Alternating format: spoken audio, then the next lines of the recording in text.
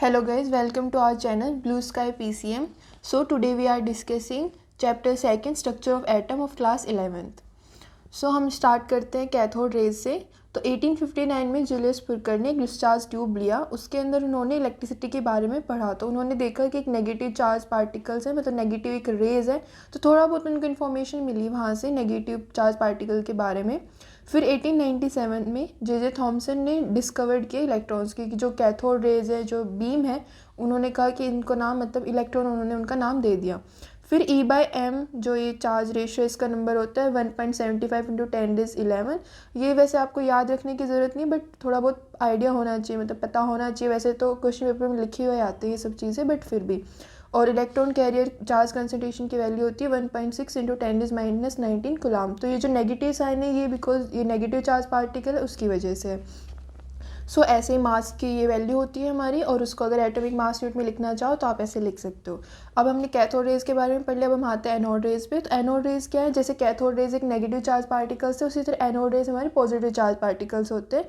तो anode rays के बारे में गोल्डस्टीन ने पता किया था 1886 में। इसमें क्या होता है, जो चार्ज बाय मास का जो रेशियो होता है वो हमारा कांस्टेंट नहीं होता है, और उसी तरह इसकी जो वैल्यू होती है वो यहाँ पे दी गई है। वैसे ही जो चार्ज कंसंट्रेशन की वैल्यू होती है इलेक्ट्रॉन और इसकी एनोड प्रोटॉन की हमारी सेम होती है। बस जो इलेक्ट्रॉन में होता है वहाँ पे हमारा नेगेटिव चार्ज आ जाता है, और यहाँ पे बस वो नेगेटिव की जगह पॉजिटिव होता है, बाकी जो वैल्यू होती है हमारी सेम होती है। उसी तरह मास जो होता है इसमें हमारा डिफरेंट होता है, जो होता है 1.6 इंटू 10⁻27 kg। सेम उसको आप एटॉमिक मास यूनिट में लिख सकते हो। अब हमने इलेक्ट्रॉन पढ़ लिया, प्रोटॉन पढ़ लिया, अब हमारा आता है न्यूट्रॉन। तो जेम्स चैडविक ने जो थे उन्होंने हमारे न्यूट्रॉन की डिस्कवरी करी थी कि न्यूट्रॉन एक न्यूट्रल चार्ज पार्टिकल होता है, जिसका मास तो होता है बट कोई चार्ज नहीं होता। जैसे कि हमने इलेक्ट्रॉन हमारा नेगेटिव होता है, प्रोटॉन पॉजिटिव होता है, बट न्यूट्रॉन का कोई चार्ज नहीं होता, बट उसका एक मास ज़रूर होता है। जैसे कि हमने यहाँ पे इक्वेशन हमारी लिख रखी है। तो जो मास होता है न्यूट्रॉन का वो हमारा सेम होता है जो मास हमारा प्रोटॉन का होता है, यानी 1.6 इंटू 10⁻27 kg। अब हम आगे चलते हैं थॉमसन मॉडल पे। तो जो थॉमसन मॉडल था वो मेरा फर्स्ट मॉडल था एटम के बारे में बताने में कि एटम एक्चुअली में है क्या, मतलब उसके अंदर इलेक्ट्रॉन है, प्रोटॉन, न्यूट्रॉन, मतलब किस तरह से अरेंज है। बट थॉमसन हमें एग्जैक्टली में नहीं समझा पाया था, यानी उसकी स्टेबिलिटी को नहीं बता पाया था कि किस तरह से वो है। फिर हमारे पास आया था रदरफोर्ड मॉडल, जिन्होंने हमें बताया था कि एटम के अंदर एक न्यूक्लियस होता है, यानी एक पॉजिटिव चार्ज पार्टिकल बहुत ही ऐसे कंसनट्रेट अमाउंट में प्रेजेंट होते हैं। तो उसको हमने कहा था कि उसका नाम हमने न्यूक्लियस रखा था, जिसके अंदर हमारे प्रोटॉन होते हैं और न्यूट्रॉन होते हैं, और इलेक्ट्रॉन उसके सराउंडिंग्स में रिवॉल्व करते हैं। बस हमारे रदरफोर्ड ने तो सिर्फ इतना बताया था कि एक पॉजिटिव कंसंट्रेशन कुछ पाई जाती है, जिसका नाम उन्होंने न्यूक्लियस रखा था। उसी तरह यहाँ पे लिख रखा है कि वॉल्यूम ऑफ एटम क्या होती है 10⁻15 इंटू वॉल्यूम ऑफ न्यूक्लियस के बारे में, क्योंकि जो न्यूक्लियस होता है वो बहुत ही छोटा होता है, मतलब जो एटम के साइज से बहुत ही कम साइज़ का होता है हमारा न्यूक्लियस। फिर हम आते हैं एटॉमिक नंबर पे। एटॉमिक नंबर जैसे हमें पता ही है कि number of protons equals to number of electrons equals to atomic number.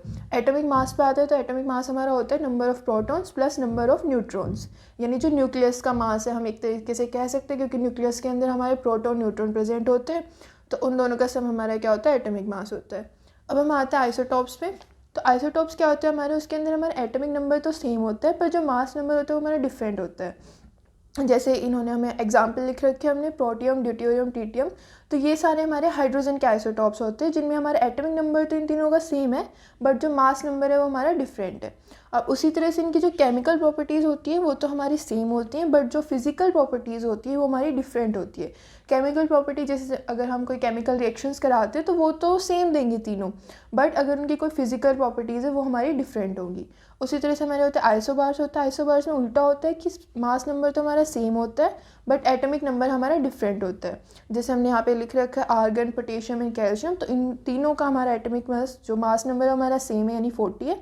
इसमें क्या होता है, उल्टा होता है, केमिकल प्रॉपर्टीज़ हमारी डिफरेंट होती है और फिजिकल प्रॉपर्टीज़ हमारी सेम होती है। अब हम आते हैं आइसोटॉन्स पे। आइसोटॉन्स में क्या होता है, different element which contain same number of neutron. कि अभी तक तो हमने पढ़ा कि भाई मास नंबर सेम है, एटॉमिक नंबर सेम। इसमें क्या होता है, न्यूट्रॉन नंबर सेम होता है। न्यूट्रॉन यानी जिससे हमारा मास बनता है उसके अंदर हमारे न्यूट्रॉन सेम है। जैसे यहाँ पे दो एग्जांपल्स हमें लिखी रखे, कार्बन और नाइट्रोजन के। उसमें इनका जो न्यूट्रॉन नंबर है वो दोनों सेम है, बट प्रोटॉन और इलेक्ट्रॉन नंबर हमारे डिफरेंट है। अब हम आते हैं आइसो इलेक्ट्रॉनिक पे। इसमें क्या होता है, atoms having same number of electrons, मतलब इनके जो इलेक्ट्रॉन्स का जो नंबर होता है वो हमारा सेम होता है। सेम जैसे यहाँ पे एग्जांपल लिख रखे हैं नियोन। तो अब हम आते हैं इलेक्ट्रोमैग्नेटिक वेव थ्योरी पे। तो जेम्स मैक्सवेल ने हमें इसके बारे में बताया था। इसमें क्या होता है, जैसे हम एनर्जी जो होती है हमारी इमिट होती है in the form of waves की फॉर्म में या फिर रेडिएशन की फॉर्म में, तो उसी का हमने नाम लिख दिया कि होती है रेडिएंट एनर्जी। हमने यहाँ पे बताया गया है कि जो इलेक्ट्रोमैग्नेटिक वेव होती है उसके अंदर दो वेव्स होती है, दो एनर्जीज होती है, इलेक्ट्रिक फील्ड और मैग्नेटिक फील्ड, है ना। उसको हमने यहाँ पे अब जो इन दोनों की जो डायरेक्शन होती है वो हमारी परपेंडिकुलर होती है, यानी इलेक्ट्रिक फील्ड और जो मैग्नेटिक फील्ड के बीच में अगर हम एंगल देखें तो हमारे 90 डिग्री का होता है। अब सेम यहाँ से हमें एक जो है एक फॉर्मूला पता चला था, वो क्या होता है, हमारे frequency is equals to speed of light divided by wavelength. तो ये फॉर्मूला बहुत ही इंपॉर्टेंट है, मतलब आपको न्यूमेरिकल्स में ये तो पता ही होना चाहिए। सो सेम अब जो 1/λ होती है, यानी 1/वेवलेंथ होती है, वो हमारा वेव नंबर होता है। सो सेम यहाँ पे नीचे हमने उनको मतलब सी को उधर ला के वो रख रखा है, c is equals to mu into में लैम्डा, यानी speed of light equals to frequency of light multiply में वेवलेंथ ऑफ लाइट। अब ये कुछ यहाँ पे हमने साइड में लिख रखा है कि 1 एंगस्ट्रॉम हमारा कितना होता है, क्योंकि क्वेश्चन में न्यूमेरिकल में हमें कई बार होता है कि मीटर में वैल्यू नहीं दे रखी होती, कभी एंगस्ट्रॉम में देख के रखेंगे, कभी नैनोमीटर में रखेंगे, तो वही हमने यहाँ पे कन्वर्जन लिख रखा है कि 1 एंगस्ट्रॉम हमारा होता है 10⁻⁻10 मीटर, और सेम एज यूजुअल जो आगे चीज़ें लिख रखी है वही। अब हम आते हैं प्लैंक्स क्वांटम थ्योरी पे। तो प्लैंक्स ने क्या कहा था, उन्होंने कहा था कि जो एनर्जी जो हमारी इमिट होती है, हमने जैसे इलेक्ट्रोमैग्नेटिक वेव थ्योरी में पढ़ा कि वो इमिट हो रही है in the form of radiations और वेव्स, बट प्लैंक ने बोला कि जो एनर्जी जो हमारी इमिट होती है वो एक क्वांटम नंबर की फॉर्म में इमिट होती है, मतलब एक क्वांटम पैकेट्स के फॉर्म में इमिट होती है, जिनका नाम हमने बाद में फोटोन भी रखा था। तो सेम उन्होंने वहाँ से इक्वेशन बताई थी कि जो एनर्जी जो होती है जो हमारी इमिट हो रही है वो डायरेक्टली प्रोपोर्शनल होती है हमारी फ्रीक्वेंसी के, यानी E is directly proportional to frequency. अब ये डायरेक्टली प्रोपोर्शनल का जो साइन है वो हटाने के लिए हमने कांस्टेंट लगाया, जिसका नाम हमने कह दिया वो होता है प्लैंक्स कांस्टेंट, जिसको हम डिनोट करते हैं एच से, और उसकी वैल्यू होती है H equals to 6.626 into 10⁻34 joule second. आपको इसके यूनिट का ध्यान रखना होगा, ये होती है हमारी जूल सेकेंड। वैसे आगे हमने लिख रखा है energy is equals to H mu, E equals to N H mu. तो एन जो होते हैं हमारे इंटीजर्स होते हैं, 1 2 3 से हम स्टार्ट करते हैं। अब हम क्या कर सकते हैं, म्यू को हम c/λ की फॉर्म में लिख सकते हैं, जैसे हमने पहले पढ़ा था कि c is equals to mu into में लैम्डा। तो वही हमने किया, म्यू की वैल्यू हमने यहाँ पे c/λ पुट कर दी, तो एनर्जी आ गई E is equals to H c/λ। अब जो इलेक्ट्रोमैग्नेटिक वेव थ्योरी पढ़ी थी उसकी भी कुछ लिमिटेशंस थी। तो जो लिमिटेशंस थी वो हमारी क्या थी, एक तो थी black body radiation, photo electric effect, line spectrum और वेरिएशन ऑफ हीट कैपेसिटी। अब थोड़ा थोड़ा हम इनके बारे में जान लेते हैं कि what is black body radiation. So black body radiation क्या होती है, the ideal body which absorbs and emits all types of frequency is called black body. मतलब जो वो जितनी भी उसके ऊपर हम कोई भी रेडिएशन डालेंगे सभी टाइप के फ्रीक्वेंसीज को एब्जॉर्ब कर ले, तो उसी को हम क्या बोलते हैं, ब्लैक बॉडी बोलते हैं। जैसे आपने ब्लैक होल का भी नाम सुना होगा, तो सेम उसी तरीके से कि वो हर एक जो भी उसके ऊपर हम कोई किसी भी टाइप की फ्रीक्वेंसी को लगाएंगे तो सबको एब्जॉर्ब कर ले। फिर हम आते हैं फोटो इलेक्ट्रिक इफेक्ट पे। फोटो इलेक्ट्रिक इफेक्ट आपने पढ़ा होगा पहले भी, बट देख लेते हैं हम। फोटो इलेक्ट्रिक इफेक्ट क्या होता है, phenomena of ejection of electron from the surface of a metal when the light of particular frequency incident on it. मतलब कोई मेटल है हमारे पास या कोई एटम जैसे उसके मान के चलते हैं, उसके ऊपर अगर हम कोई लाइट डालते हैं और वहाँ से हमारे इलेक्ट्रॉन बाहर आ जाए, मतलब उस मेटल से इलेक्ट्रॉन अगर हमारा इजेक्ट हो जाए, तो उसी जो प्रोसेस को हम क्या बोलते हैं, फोटो इलेक्ट्रिक इफेक्ट बोलते हैं। कि हमने कोई पर्टिकुलर फ्रीक्वेंसी की लाइट उसके ऊपर डाली और वहाँ से एक इजेक्शन ऑफ इलेक्ट्रॉन हो गया हमारा। सेम हमने वहाँ पे एक एग्जांपल से समझा रखा है कि ऐसे कोई लाइट जाएगी, एक इलेक्ट्रॉन हमारा इजेक्ट हो जाएगा। अब इसी से एक रिलेटेड टर्म आती है हमारी थ्रेशोल्ड फ्रीक्वेंसी, कि हम लाइट तो डाल रहे हैं मतलब अलग अलग फ्रीक्वेंसी की, अब किस फ्रीक्वेंसी पे जो होता है हमारे इलेक्ट्रॉन इजेक्ट हो जाए। ऐसा तो नहीं है कि हम अगर बहुत ही लो फ्रीक्वेंसी दे रहे हैं या बहुत ही कम फ्रीक्वेंसी हमेशा इलेक्ट्रॉन इजेक्ट हो जाएगा, ऐसा तो पॉसिबल नहीं है। तो एक मिनिमम अमाउंट ऑफ फ्रीक्वेंसी जो हमें चाहिए ही चाहिए इलेक्ट्रॉन निकालने के लिए, तो वो क्या होती है, हमारी थ्रेशोल्ड फ्रीक्वेंसी होती है कि minimum amount of this frequency is needed to eject out the electron, की इतनी फ्रीक्वेंसी तो हमें चाहिए इलेक्ट्रॉन बाहर निकालने के लिए। तो वही हमारी थ्रेशोल्ड फ्रीक्वेंसी हो गई। अब उसको आगे पढ़ते हैं, वर्क फंक्शन। तो minimum amount of energy required for the ejection of electron, कि अभी तो हमने पढ़ा थ्रेशोल्ड फ्रीक्वेंसी की इतनी फ्रीक्वेंसी तो हमें चाहिए। अब उसके बाद जो वर्क फंक्शन होता है वो हमारा होता है कि इतनी अमाउंट ऑफ एनर्जी चाहिए इजेक्शन ऑफ इलेक्ट्रॉन के लिए, कि इतनी अमाउंट ऑफ एनर्जी तो हमें देनी ही पड़ेगी तभी हमारा इलेक्ट्रॉन इजेक्ट होगा। मान के चलते कि वर्क फंक्शन हमारा 5 इलेक्ट्रॉन वोल्ट है फॉर एग्जांपल, तो इसने मतलब अगर आपको उस एटम से इलेक्ट्रॉन निकालना है तो आपको 5 तो देनी ही पड़ेगी तभी हमारा इलेक्ट्रॉन बाहर निकल सकते हैं, मतलब 5 से ज़्यादा ही आपको देनी पड़ेगी। तो वैसे हमने यहाँ पे फॉर्मूला लिख रखा है कि वर्क फंक्शन आपने पढ़ा कि वो एक यूनिट है एनर्जी की, तो सेम जैसे हमने ऊपर बताया था प्लैंक्स क्वांटम थ्योरी में कि energy is equals to H mu होता है, तो सेम इसमें हमारा ये आ गया W not equals to H mu not. इस पर म्यू नॉट हमारी क्या हो जाएगी, थ्रेशोल्ड फ्रीक्वेंसी हो जाएगी, और एच की वैल्यू तो हमें पता ही है प्लैंक्स कॉन्स्टेंट। सेम अब जो काइनेटिक एनर्जी का हमने यहाँ पे लिख रखा है, kinetic energy equals to H mu minus में एच म्यू नॉट। तो काइनेटिक एनर्जी वो एनर्जी होती है जो एनर्जी हमारी बच जाए कैसे कि हमने जैसे एक मेटल के ऊपर हमने कोई लाइट डाली, मतलब एनर्जी उसके ऊपर हमने दी, अब वो एनर्जी हमारी वर्क फंक्शन से थोड़ी ज़्यादा है, तो उन दोनों का जो डिफरेंस होगा वही हमारे पास क्या हो जाएगा, काइनेटिक एनर्जी हो जाएगा, कि मतलब एच म्यू माइनस में एच म्यू नॉट। बस ये आपको थोड़ा याद रखना है फॉर्मूला बेसिस पे, इतना कुछ इसको डिटेल में नहीं जाना है। सो ये हो गया हमारा। तो अब हम पढ़ते हैं स्पेक्ट्रम के बारे में। तो स्पेक्ट्रम में जैसे फर्स्ट पार्ट हमारा आ गया इमिशन। तो इमिशन क्या होता है, when radiation emitted by self luminous is dispersed by prism, कि अगर कोई भी रेडिएशन है वो अगर हमारी इमिट हो रही है by a self luminous body और वो डिस्पर्स्ड हो जाए प्रिज्म से, तो वही हमारा क्या होता है, स्पेक्ट्रम होता है, यानी इमिशन स्पेक्ट्रम होता है। इसके हमारे 3 पार्ट्स होते हैं, कंटिन्यूस, लाइन एंड बाउंड। तो कंटिन्यूस में क्या होता है, हमारे कंटिन्यूसली अगर हमारी जो रेडिएशन हो रही है वो डिस्पर्स्ड हो रही है। लाइन में क्या होता है, बीच बीच में आपको वहाँ पे कुछ लाइन की फॉर्म में अगर दिख रहा है तो वो।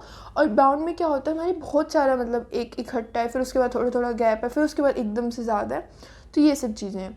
अब हम आते हैं आगे एब्जॉर्प्शन पे। When light was passed from any solution, some frequency are observed, कि अगर हमने लाइट को कहीं से पास कराया और कुछ फ्रीक्वेंसी उसकी एब्जॉर्ब हो गई, तो वही हमारा क्या होता है, एब्जॉर्प्शन। मतलब सिंपल जैसे आप पढ़ते हो कि एब्जॉर्प्शन का मतलब क्या होता है कि कुछ एब्जॉर्ब कर लिया, तो अगर वो किसी सॉल्यूशन से लाइट जा रही है उसको एब्जॉर्ब कर लिया, तो वही हमारा क्या हो गया, एब्जॉर्प्शन स्पेक्ट्रम। अब ये होता है हमारा लाइन स्पेक्ट्रम ऑफ हाइड्रोजन। तो ये एक सीरीज़ होती है, लाइमन, बाल्मर, पास्टन, ब्रैकेट, पीफर्न, तो ये सारी हमारी एक सीरीज़ होती है। और ये हमें बताया वो किस किस रीजन में होती है, जैसे लाइमिन हमारी अल्ट्रावायलेट में होती है, तो ये सब है। और N1 और N2 ये हमारे जैसे उसकी स्पेक्ट्रा के जो रेंज होती है ना, उसकी वैल्यू होती है वो बताई गई है, जैसे इसमें 1 होती है, इसमें 2 होती है, इस तरीके से ये सब है। तो ये आपको याद रखनी है for your numerical purpose. Okay, so आगे हम पढ़ते हैं राइडबर्ग फार्मूला। तो एक फार्मूला है ये हमारा, ये आपको एज इट इज़ याद करना होगा फॉर जो भी न्यूमेरिकल्स वगैरह आएंगे उसके लिए। तो इसमें क्या होता है कि wave number equals to R 1/N1 square minus में 1/N2 square multiply by Z square. तो इसमें जो R जो होता है वो हमारा राइडबर्ग कांस्टेंट होता है, जिसकी वैल्यू हमें या तो दी भी जाती है बहुत बार क्वेश्चन में, या फिर आपको याद भी हो जाएगी आप न्यूमेरिकल सोल्व करोगे तो। आर की वैल्यू हमारी होती है 109677 सेंटीमीटर इनवर्स। तो ये हमारी आर की वैल्यू हो गई। तो सेम आपको ये फॉर्मूला याद रखना है। इसमें जो जेड होता है वो हमारा एटॉमिक नंबर होता है, और जो N1 और N2 दिया गया है ये आपको बहुत बार ऐसे सीरीज़ देख के रखेंगे कि लाइमन सीरीज़ से जा रही है, तो आपको पता होना चाहिए लाइमन सीरीज़ से हो रही है, तो N1 की वैल्यू हमारी 1 होगी। तो ये चीज़ है यहाँ पे। अब हम आगे चलते हैं। अब जो lambda is shortest and energy is highest, अगर लैम्डा की वैल्यू अगर हमारी छोटी होगी तो एनर्जी की वैल्यू ज़्यादा होगी। ये आपने जब हमने प्लैंक्स का फॉर्मूला पढ़ा था तो पढ़ा भी था, E = hc/लैम्डा। एनर्जी और लैम्डा का जो था इन्वर्सली रिलेशन था, तो वही चीज़ है कि अगर लैम्डा कम है तो एनर्जी ज़्यादा होगी, अगर लैम्डा ज़्यादा है तो एनर्जी हमारी कम होगी। अब जो लॉन्गेस्ट वेवलेंथ होती है इन बाल्मर सीरीज़ में वो होती है N1 = 2 और N2 = 3। जैसे बहुत बार क्वेश्चन में ये दे के रख दिए कि लॉन्गेस्ट वेवलेंथ दे रखी है और जैसे N1 N2 की वैल्यू नहीं दे रखी है, तो आपको वहाँ से फाइंड आउट कर लेना है कि अगर बाल्मर सीरीज़ दे रखी है तो N1 हमारा 2 होगा और N2 हमारा 3 होगा। और उसी तरह अगर शॉर्टेस्ट दे रखी है कि शॉर्टेस्ट वेवलेंथ दे रखी है तो सेम N1 तो हमारा 2 ही रहेगा, बट जो N2 होगा वो हमारा इनफाइनाइट हो जाएगा। अब हम आगे चलते हैं। एक जैसे यहाँ पे एक छोटा सा लिख रखा है number of lines in a transition, तो उसका यहाँ पे फॉर्मूला दे रखा है, होता है N2 माइनस में N1, N2 माइनस में N1 + 1 डिवाइड बाई 2। तो ये आप याद रख लो। Let's start with the Niels Bohr model.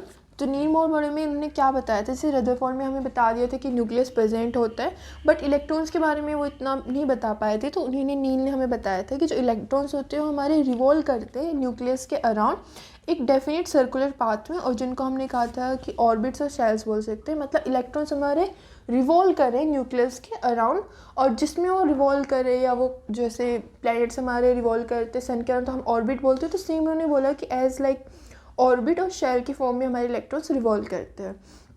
तो नील बोर मॉडल में एक फॉर्मूला हमारा आया था कि एंगुलर मोमेंटम = n × में h/2π।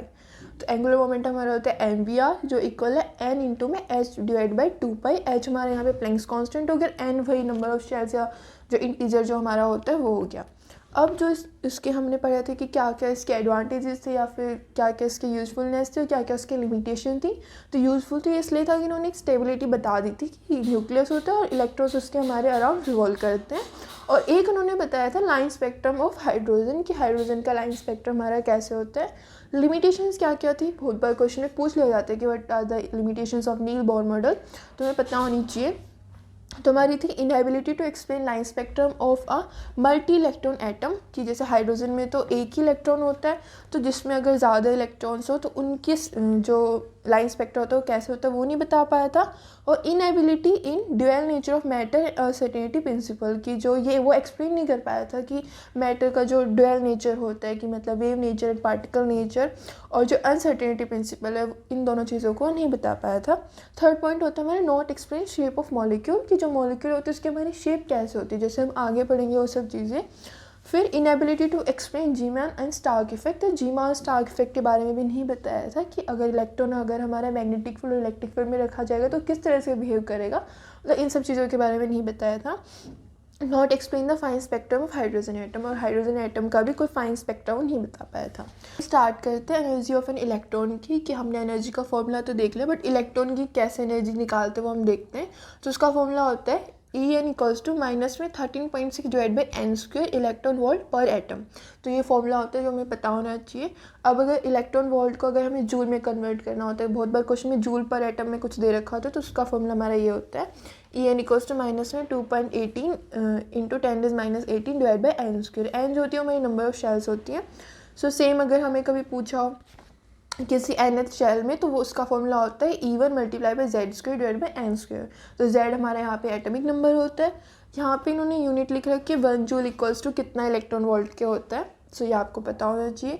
अगर हमें जैसे एनर्जी डिफरेंस अगर उन दोनों का पूछ रहा है कि एनर्जी गैप अगर हमारा पूछ रहा है डेल इक्वल्स टू, तो वो हो जाएगा En2 माइनस में En1, कि सेकेंड सेल माइनस में फर्स्ट सेल, अगर उन दोनों का अगर हमें एनर्जी गैप पूछ रहा है तो उसका सिंपल फॉर्मूला हमने यहाँ पे लिख रखा है। तो यहाँ पे हमारी रेडियस की कुछ वैल्यूज़ रख रखी हैं वो आप याद कर लेना। अब हम आते हैं सबसे इंपॉर्टेंट टॉपिक पे, वो है हाइजेनबर्ग अनसर्टेनिटी प्रिंसिपल। एक्चुअल में ये होता क्या है, तो ये होता है it is impossible to determine the velocity and position of electron simultaneously, कि आप उसके किसी भी इलेक्ट्रॉन की पोजीशन और उसकी वेलोसिटी दोनों को एक साथ डिटरमाइन नहीं कर सकते हैं, कि या तो आप पोजीशन डिटरमाइन कर पाएंगे या वेलोसिटी, यानी उन दोनों को साथ में डिटरमाइन नहीं कर सकते हैं। तो ये बेसिक हमारी डेफिनेशन हो गई। इसी तरह हम इसको फॉर्मूले में लिख सकते हैं, वो होता है del X multiply by del V multiply by M is equals to H by 4 pi. ये आपको याद रखना है। अब अभी हमारे पास एक इक्वेशन दे रखी है स्क्रॉन्जर वेव इक्वेशन। ये आपको इतना ज़्यादा डिटेल में याद रखने की ज़रूरत नहीं है, ये बाद में जो आप अगर हायर लेवल पे क्वांटम फिजिक्स पढ़ते हो तो उसमें हमारी आती है। तो सिंपल आपको बस ये इक्वेशन पता होनी चाहिए, आप याद कर लेना इसको। तो सबसे इंपॉर्टेंट टॉपिक पे हम आते हैं एटॉमिक ऑर्बिटल।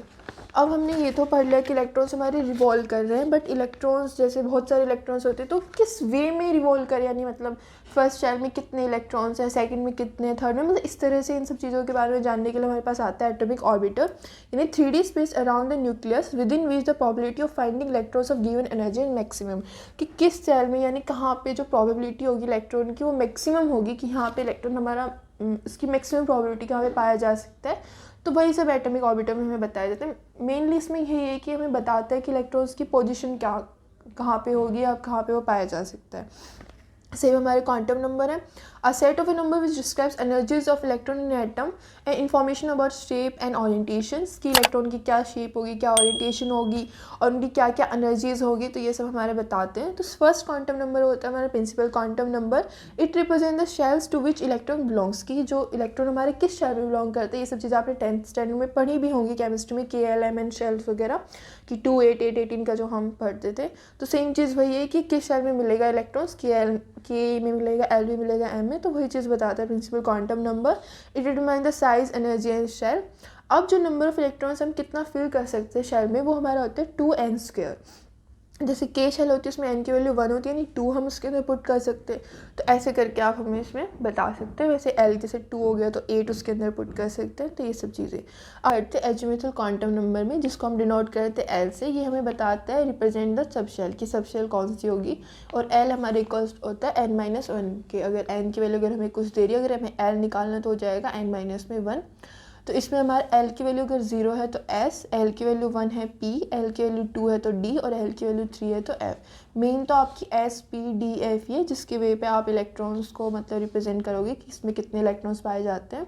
अब अगर एंगुलर मोमेंटम को अगर हम फॉर्मूला वाइज लिखना चाहें तो इक्वल टू में होता है √L+1 तो ये फॉर्मूला आपको पता होना चाहिए। ये तो यहाँ पे हमने एल के बेसिस पे उसका ऑर्डर लिख रखा है। अब आगे चलते हैं मैग्नेटिक क्वांटम नंबर पे, उसको हम डिनोट करते हैं एम और एम ई से। इट रिप्रेजेंट द ऑर्बिटल, तो ये हमें उसके ऑर्बिटल के बारे में बताता है। कितने नंबर ऑफ ऑर्बिटल्स होंगे is equals to 2l+1। L हमारा एजीमुथल क्वांटम नंबर था। इसकी वैल्यू होती है -L to +L। For example L की वैल्यू अगर हमारे पास 2 है तो ये होंगे हमारे -2, देन उसके बाद -1, 0, 1 और 2, यानी -L से लेके +L तक। सो इसमें जैसे L की वैल्यू हमारे पास 0 है तो यानी SL है, तो यानी M भी 0 हो गया टोटल, यानी जैसे M 0 है तो यानी 1, ऑर्बिटल हमारा हो गया S। अब हम आगे चलते हैं, L की वैल्यू 1 यानी P। अब 1 है तो M की वैल्यू कहाँ से कहाँ तक हो सकती है, -1, 0 एंड +1, यानी टोटल 3 हो सकते हैं। तो 3 ऑर्बिटल्स कौन से हो जाएंगे हमारे PX, PY and PZ। Same D के लिए जैसे 2 होते हैं तो वैल्यूज़ क्या हो जाएंगे -2, देन -1, 0, +1 एंड +2, तो टोटल हमारे क्या हो गए 6। तो ऑर्बिटल क्या क्या हो जाएंगे हमारे पास dxy, dxz, dyz, उसी तरह dz² dx² - y² dz²। Okay, so आगे चलते हैं हम 3f के लिए, सेम जैसे SPD के लिए था वही चीज़ है। फोर्थ हमारा आता है स्पिन क्वांटम नंबर। तो स्पिन क्वांटम नंबर डिनोट करते हैं m और ms से। तो ये रिप्रेजेंट करता है direction off spin off electron, कि जो इलेक्ट्रॉन की स्पिन होती है उसकी डायरेक्शन क्या होगी, अपवर्ड होगी कि डाउनवर्ड होगी। तो उसकी वैल्यूज़ हमारी होती है +1/2 -1/2। सेम यहाँ पे एंगुलर मोमेंटम का फॉर्मूला लिख रखा है, एल की जगह सिर्फ हमने यहाँ पे एस से रिप्लेस कर दिया, बाकी फॉर्मूला सेम है। अब आगे आता है डी जनरेट ऑर्बिटल। कि डी जनरेट बहुत बार बच्चे कंफ्यूज होते हैं कि डी जनरेसी का मतलब क्या होता है। उसमें क्या होता है, orbitals of the same subshell having same energy are को डी जनरेट ऑर्बिटल, कि उनके अंदर जो उसकी एनर्जी की वैल्यू वो हमारी सेम है सेम सबसेल के अंदर, तो वही हम उसको D generate. So let's start with the de Broglie concept. ये हमारा बहुत इंपॉर्टेंट कंसेप्ट है। तो इसमें the wave associated with moving particle, आपको पता ही होगा ड्यूअल नेचर ऑफ मैटर क्या है, कि वो वेव नेचर में प्रेजेंट होता है, पार्टिकल नेचर में भी। तो इसका जो फॉर्मूला होता है हमारा होता है लैम्डा इक्वल्स टू h/mv। उसको जैसे हमने पढ़ा था mvr इक्वल्स टू nh/2π, उसको वही लिख रखे हैं। 2π को हम उधर लेके गए, mv को नीचे ले आए, तो ये फॉर्मूला हमारा आ गया लैम्डा इक्वल्स टू h/mv, यानी 2πr equals to n lambda. So जो यहाँ पे हमने जो ये ऑर्डर लिख रखा है, ये वेवलेंथ का लिख रखा है कि रेडियो वेव्स की वेवलेंथ ज़्यादा होती है फिर माइक्रोवेव की। और आपको पता है वेवलेंथ और फ्रीक्वेंसी का जो ऑर्डर होता है वो इन्वर्सली प्रोपोर्शनल होता है। किसी की वेवलेंथ ज़्यादा होती है तो उसकी फ्रीक्वेंसी कम होगी। सेम फ्रीक्वेंसी अगर कम है तो वेवलेंथ ज़्यादा होगी, वेवलेंथ कम है तो फ्रीक्वेंसी ज़्यादा होगी। सो आगे हम चलते हैं नॉडल सरफेस या नॉडल प्लेन पे। The region where the probability is minimum, कि जहाँ पे इलेक्ट्रॉन्स के पाए जाने की प्रोबेबिलिटी मिनिमम हो। तो एंगुलर नोड हमारा होता है L, रेडियल नोड होता है n- में L-1। तो इतना कुछ इसको डीप में याद करने की ज़रूरत नहीं है, बट फिर भी आपको पता होना चाहिए। तो ये हमें यहाँ पे शेप्स बताई गई हैं कि एस ऑर्बिटल की शेप कैसे होती है, पी की क्या होती है, डी की जो हमने पीछे पढ़ा ना कि एस में हमारे जैसे 1 होता है, पी ऑर्बिटल में मैग्नेटिक एंगुलर मोमेंटम हमने पढ़ा था कि -1 फिर +0 +1 होता है, और उसमें हमने ऑर्बिटल्स बताए थे PX, PY, PZ। तो उनकी एक्चुअल में शेप क्या होती है वो हमें यहाँ पे बताई गई है कि एस की तो हमारी ऐसे सर्कुलर टाइप होती है, पी की क्या होती है इस टाइप से होती है कि PY हमारा XY Z प्लेन में जैसे यहाँ पे बना के दिखाया गया, तो PY इस तरह से, PX इस तरह से और PZ इस तरह से, कि PY में वो Y के ऊपर बनेगा, ये इस टाइप की शेप उसमें X पे और इसमें Z पे। सेम ऐसे डी ऑर्बिटल्स की हमें शेप बताई गई है, इसमें DXY DYZ DXZ DX² - Y² और DZ²। बाकी चारों की तो थोड़ी थोड़ी सिमिलर है, DZ² की ये थोड़ी सी डिफरेंस है कि बीच में एक सर्कुलर रिंग टाइप है और उसके बाद ये है हमारा। अब यहाँ पे एनर्जी लेवल डायग्राम पे आ जाते हैं कि हम इलेक्ट्रॉन्स को ऐसे फिल कैसे करेंगे, कि पहले एस में आएगा कि पी में आएगा कि किस में आएगा। तो ये हमारे नीचे एनर्जी लेवल डायग्राम में बताया गया है कि 1s होता है, उसके बाद 2s, then 2p, then 3s, then 3p, then 4s। तो इसी वे में हम इलेक्ट्रॉन्स को फिल करते हैं कि पहले हम 1s सेल में फिल करेंगे, उसके बाद 2s में, फिर 2p में, फिर 3s में। तो ये आपको याद रखना है, एटलीस्ट आप इसको 5s तक तो याद ही रखो, मैक्सिमम इतना ही पूछते, इससे ज़्यादा नहीं पूछते हैं। तो ये आपको याद, ये नीचे यहाँ पे हमने याद करने का तरीका लिख रखा है कि कैसे कैसे आप इसको याद कर सकते हो। इसमें एक रूल होता है हमारा n+l रूल। वो क्या होता है, lower the value of n+l lower is energy, कि जितनी n+l की वैल्यू लोअर होगी उतनी उसकी एनर्जी हमारी कम होगी। सेकेंड है, if n+l are equal the lower the value of n lower the energy. अगर n+l की वैल्यू अगर हमारी इक्वल है दोनों की, तो जिसमें n की वैल्यू हमारी कम होगी उतनी हमारी एनर्जी कम होगी। मतलब अगर n की वैल्यू जिसकी कम है उसकी एनर्जी भी हमारी कम होगी। अब हम आते हैं कि ऑर्बिटल्स में जैसे हमने पढ़ा कि s p d f इन सब में हम किस तरह से इलेक्ट्रॉन्स को फिल कर सकते हैं, तो उसके कुछ रूल्स बताए गए थे। मतलब इस तरह से हमें फिल करना है। तो फर्स्ट था अबव रूल। अबव रूल क्या था, electron first enter the orbital with lowest energy and when the lowest energy levels are filled then they enter the higher energy orbital. कि सबसे पहले आप लोएस्ट एनर्जी लेवल को भरेंगे। जैसे हमने यहाँ पे एनर्जी लेवल डायग्राम में बताया गया था कि 1s की एनर्जी कम होती है, उससे अगर 2s की होती है, तो पहले हम 1s में फिल करेंगे, उसके बाद हम 2s में जाएंगे, उसके बाद 2p में जाएंगे। तो पहले आप लोअर एनर्जी वाले शेल को फिल करेंगे। फिर हमारा आता है पॉलीज एक्सक्लूसिव रूल, जो कि हमारा सबसे इंपॉर्टेंट रूल है कि कोई भी 2 इलेक्ट्रॉन्स जो एटम के अंदर होते हैं उनका same set of 4 quantum number हमारा नहीं हो सकता, यानी उनका हमेशा जो क्वांटम नंबर है, जो 4 क्वांटम नंबर है, डिफरेंट होंगे। अब जो थर्ड रूल होता है Hund's rule of maximum multiplicity होता है, जो होता है according to this rule the pairing of electron in orbiter belonging to the same subset does not take place until each orbiter single occupied. कि जब तक ऑर्बिटल अगर हमारा सिंगल ऑक्यूपाइड नहीं हो सकता तब तक हम आगे उसको नहीं कर सकते, यानी आप उसको पेयरिंग करते हुए चलते हो, मतलब खाली उसको छोड़ के नहीं कर सकते। इसमें भी हमारे कुछ एक्सेप्शनल्स आते हैं, जैसे यहाँ पे हमने हमारे कुछ एक्सेप्शन बताए गए ऑफ रूल के। इसमें 2 दे रखे हमारे क्रोमियम और कॉपर। क्रोमियम का एटॉमिक नंबर हमारा 24 होता है, कॉपर का 29 होता है। तो इसमें आप लास्ट में देख सकते हो कि 4s1 और 3d5 है। इसी तरह इसमें 4s1 3d10 है। यूजुअली तो ये होता है कि s में हम 2 फिल करते हैं, उसके बाद हम आगे बढ़ते हैं, बट इसमें 1 फिल किया गया है क्योंकि जो हाफ जो शेल्स यानी डी की दोनों वो ज़्यादा स्टेबल होती है। मतलब इनकी जो दोनों की जो ये वाली सेल है वो ज़्यादा स्टेबल होती है, तो स्टेबिलिटी बनी रही, इसीलिए हमने यहाँ पे इस वे में इसको फिल किया गया।